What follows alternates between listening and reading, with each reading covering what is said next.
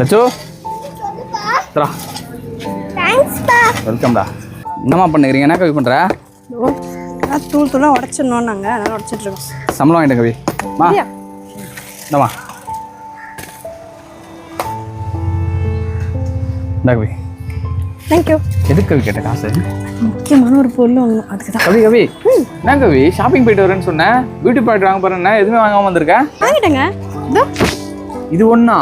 ஏங்க நான் இது ஒன்றான்னு கேட்குறீங்க?